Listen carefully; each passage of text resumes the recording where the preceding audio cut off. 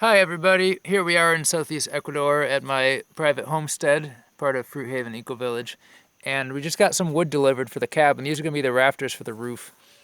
And sometimes when you cut wood, depending on the tree and the moon cycle and various other things, sometimes the end of the wood starts to split.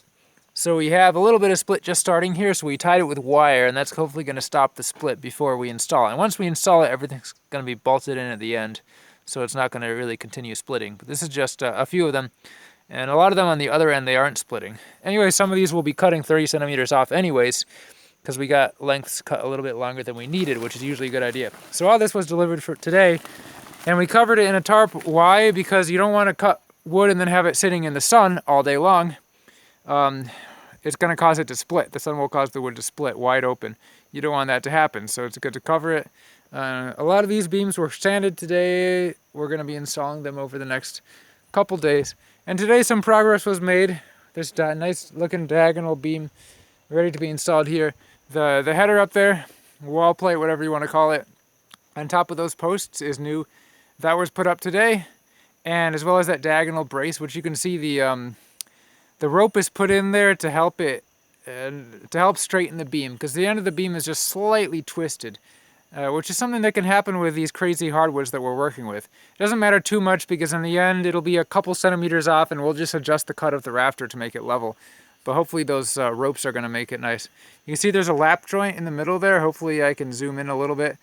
There's a lap joint there cut about 30 centimeters wide and bolted together on top of that post. And in the end, maybe I can zoom in over here. There's that little notch cut right into the wood there. That's where the next beam is going to sit in there, stick in there, and come across these two beams and come out here to support the box gable that's going to come on this side of the roof. So that's pretty much all that happened today. Hopefully we'll get some more of the top beams on tomorrow, and then it's really going to start looking like a building. Another thing I should note, under construction, these buildings don't look pretty. You can see there's a bunch of haphazard random sticks and wood just sticking around everywhere. The reason is because these are all temporary braces that we're putting in to hold the posts in place. They don't just stay up, you know, just because you nailed the bottom of them.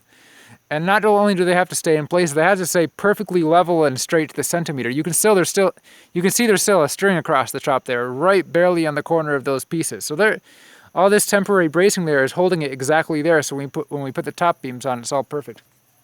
So it's really not going to look pretty until we get all the top beams on and then the diagonal braces, and then we can finally take the temporary braces off.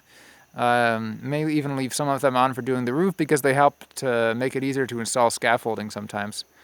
Alright, that's all folks. Have a great evening. I'll post another update in a couple days.